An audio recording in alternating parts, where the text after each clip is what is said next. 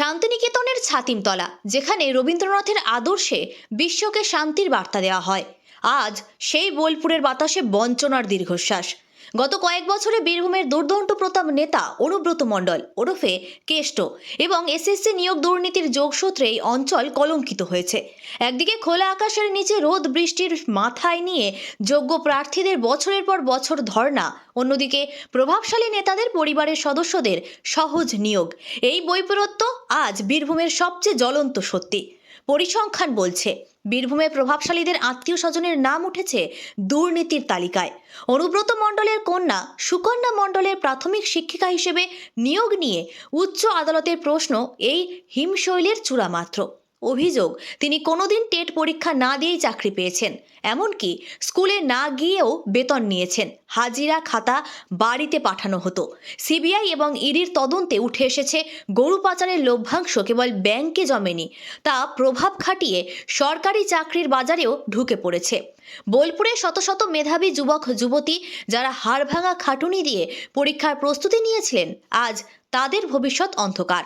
বোলপুরের এক বঞ্চিত প্রার্থী আক্ষেপ করে বলেন, আমরা শান্তিনিকেতনের আদর্শে বড় হয়েছি, ভাবিনি শিক্ষক হওয়ার স্বপ্নটা এভাবে গুন্ডারাজ আর দুর্নীতির কাছে বিক্রি হয়ে যাবে। আমাদের চোখের জল কেউ দেখতে পায় না। মোড়ে মোড়ে আজ একটাই শব্দ ঘুরে বেড়াচ্ছে, চাকরি চোর। এই কেলেঙ্কারি কেবল চাকরি কেড়ে নেয়নি, আগামী প্রজন্মের শিক্ষার ভিত নড়িয়ে দিয়েছে। রাজ্য সরকার দুর্নীতির বিরুদ্ধে কড়া ব্যবস্থার কথা বলছে, কিন্তু সাধারণ মানুষ প্রশ্ন তোলে, যখন এই পাহাড় প্রমাণ দুর্নীতি হচ্ছিল, প্রশাসন কেন নীরব ছিল? তদন্তে গড়িমসি, প্রভাবশালীদের সুরক্ষা, এসব যোগ্য প্রার্থীদের মনে ভীতি তৈরি করছে। মেয়র রোডের ধর্ণা মঞ্চে বসে তাদের চোখে হতাশা নয়, রয়েছে জেদ। তারা চান জালিয়াতরা বরখাস্ত হোক, মেধাবীরা ক্লাসরুমে ফিরুক। বোলপুরের মাটি বীরপুরুষদের মাটি, কিন্তু আজ শিক্ষকতার পবিত্র নেশা কলঙ্কিত। যতদিন না দুর্নীতির অন্ধকার দূর হয় এবং যোগ্যরা সম্মান ফিরে পায়, ততদিন শান্তিনিকেতনের এই জনপদ এক গভীর অতৃপ্তির দীর্ঘশ্বাস বয়ে বেড়াবে। সবাই বুঝতে পারছেন, ফেল করলে পাস, পাস করলে ফেল, সাদা খাতায় মজা বেশি। অনুব্রত মণ্ডলের ক্ষেত্রেও তাই, তার চাকরিটা খালি হওয়া উচিত।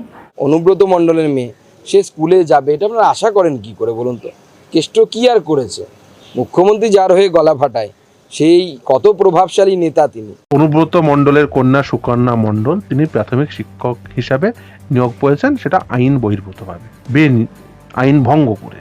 এই যে প্রাথমিক শিক্ষক নিয়োগের যে দুর্নীতি, সেই নিয়োগ দুর্নীতির মামলায়, এই সৌমেন নন্দীর মামলায় কিন্তু অলরেডি আদালত কিন্তু সিবিআই তদন্তের নির্দেশ দিয়ে দিয়েছেন। দেখুন, এই যে অ্যাপ্লিকেশনটি হয়েছিল, সেটা হচ্ছে সাপ্লিমেন্টারি অ্যাপ্লিকেশন। মণ্ডলের মেয়ে আজকে পিটিশনার জানতে পেরেছে যে সুকন্যা মণ্ডল তিনি টেট ফেল করে তিনি চাকরি করছেন। অপরদিকে আরও সুকন্যা মণ্ডল ছাড়াও আরও 5 জন, তারা কিন্তু টেটে পাস করেননি, কিন্তু চাকরি করছেন।